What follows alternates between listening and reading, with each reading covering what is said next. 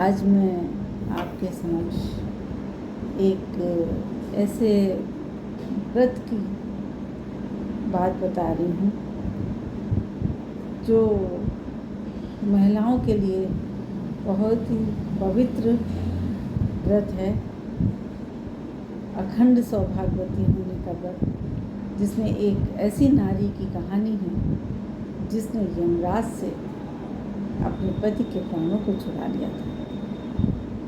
भारतीय संस्कृति के गौरवशाली अतीत का प्रतीक, आदर्श नारीत्व का प्रतीक वट सावित्री व्रत। तुम्हारी हूँ मेरे हो तुम, तुम्हारी मेरी प्रीत, जन्म जन्म से मेरा मन तुम्हारे मन का मीत है। तुम्हारी हूँ मेरे हो तुम, तुम्हारी मेरी प्रीत है, जन्म जन्म से मेरा मन तुम्हारे मन का मीत है। वट सावित्री व्रत, वट और सावित्री दोनों का विशेष महत्व माना गया है। ज्येष्ठ मास के कृष्ण पक्ष की अमावस्या वट सावित्री अमावस्या कहलाती है। इस दिन सौभाग्यवती महिलाएं अखंड सौभाग्य प्राप्त करने के लिए वट सावित्री व्रत रखकर वट वृक्ष और यमदेव की पूजा करते हैं। इसे वट सावित्री व्रत कहते हैं।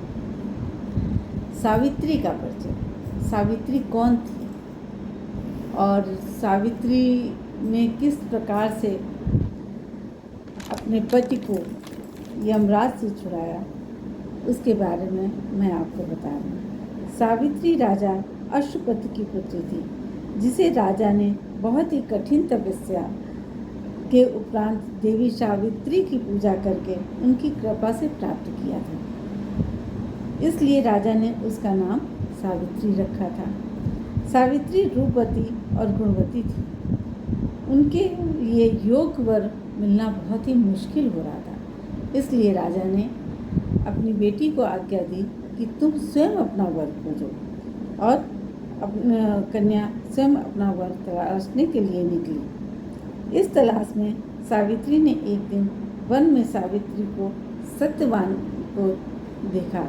सावित्री ने एक दिन सत्यवान को देखा वन में, और उनके गुणों के कारण मन ही वन उनको वर्ण कर लिया। गुणों की तुम खान हो, मैंने तुम्हें वर्ण किया। गुणों की तुम खान हो, मैंने तुम्हें वर्ण किया। मेरे मन में तुम रहो, तेरे अंग में रहूं। गुणों की तुम खान हो, मैंने तुम्हें वर्ण किया। मेरे मन में तुम रहो, तेरे मन में मैं।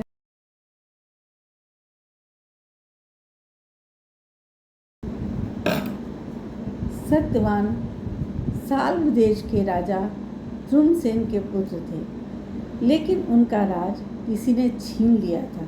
अतः वो वन में कुटिया बनाकर रहते थे और अपना कार्य करते थे। इसी कारण सत्यवान के माता पिता अंधे हो गए थे।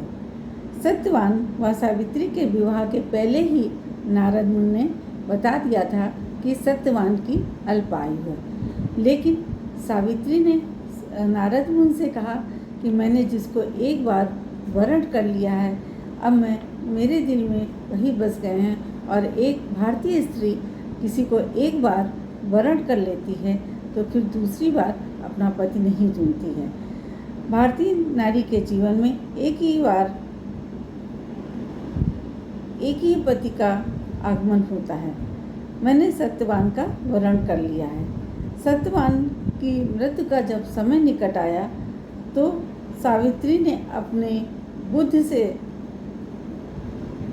यमराज को भी जीत लिया, और उन्होंने किस तरह से अपनी परीक्षा दी, इसके बारे में आपको बता रही हूँ। सत्यवान की मृत्यु का जब समय निकट आया तो मृत्यु से 3 दिन पहले ही सावित्री ने अन्न जल छोड़ दिया, और वो अपने पति के साथ वन में चली गई। जब वहाँ पे यमराज आए और सत्यवान के प्राणों को खींचने लगे तो सावित्री उनके आगे हाथ जोड़ करके खड़ी हो गई।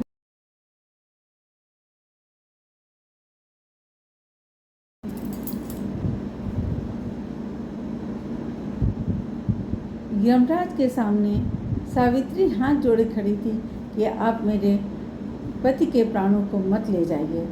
यमराज के बहुत समझाने पर भी जब सावित्री नहीं मानी तो यमराज ने कहा कि उसकी बातों से प्रसन्न होकर के कहा कि तुम मुझसे एक वरदान मांग लो।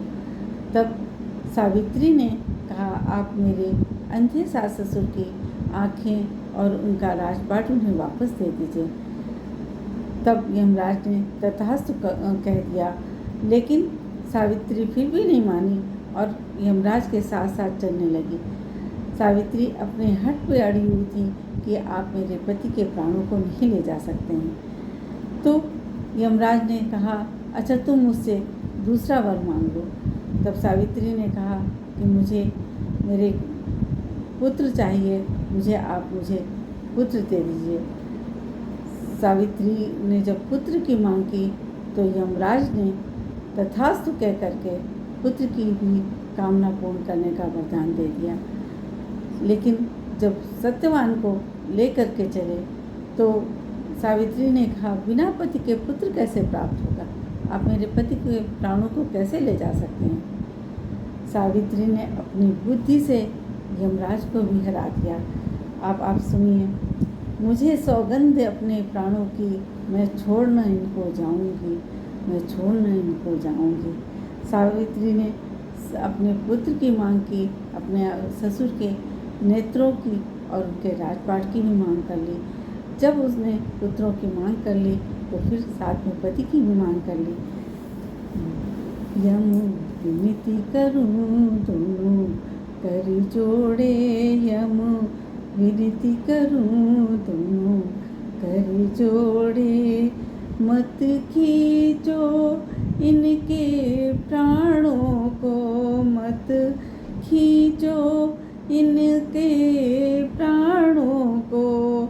ये जीवन धन है ये मेरे, ये जीवन धन है ये मेरे। यम विनती करूं दोनों कर जोड़े, यम विनती करूं दोनों कर जोड़े। पहली विनय मेरी सुन लीजिए यम, पहली विनय मेरी सुन लीजिए यम। मेरे सास ससुर को नैन दीजिए, मेरे सास ससुर को नैन दीजिए यम। विनती करूं दोनों कर जोड़े, मत खींचो इन प्राणों को, मत खींचो पति के प्राणों को। ये जीवन धन है ये मेरे, ये जीवन धन है ये मेरे। यम विनती करूं दोनों कर जोड़े। दूसरी विनय मेरी सुन लीजिए यम, दूसरी विनय मेरी सुन लीजिए यम। मेरे आंचल को खुशियों से भर दीजिए, मेरे आंचल को खुशियों से भर दीजिए यम। विनती करूं दोनों कर जोड़े। और सावित्री लगातार यम से विनती करती जा रही थी कि मेरे पति के प्राणों को मत खींचो, मेरे पति के प्राणों को मत खींचो। यम उनकी बुद्धि और उनकी प्रेम की परीक्षा ले चुके थे और इसलिए वो मन ही मन प्रसन्न हो गए और उन्होंने तथास्तु कह करके उनके पति के प्राणों को छोड़ दिया। और सावित्री ने सत्यवान को पुनः प्राप्त कर लिया। सावित्री ने सत्यवान को प्राप्त करके अपने सिंदूर को अमर कर लिया, अखंड सौभाग्यवती हो गई। उन्होंने एक परीक्षा दे करके अपनी बुद्धि और अपने प्रेम की परीक्षा दी और उन्होंने सारे समाज को, सारे देश को जन्म जन्म तक जो है अपने ज्ञान का और अपनी पराकाष्ठा का परिचय दिया। आज उन्हीं की याद में, उन्हीं के उसमें अक्षय वट की पूजा की जाती है और औरतें घर घर जो है अपने पति के सौभाग्य की रक्षा की भगवान से प्रार्थना करती हैं, अखंड सौभाग्यवती होने का के लिए पूजा करती हैं तथा समाज में एक सौहार्द फैलाती हैं। इस आपको ये कहानी किस तरह की लगी? और मैंने इसको बड़े ही मन से वट वृक्ष के दिन तैयार किया है। अगर आपको अच्छा लगा हो तो मेरे चैनल को अवश्य सब्सक्राइब करिएगा तथा मुझे इसी तरह से प्रोत्साहित करते रहिए। मैं आगे भी इसी प्रकार की कहानियाँ लेकर आती रहूँ।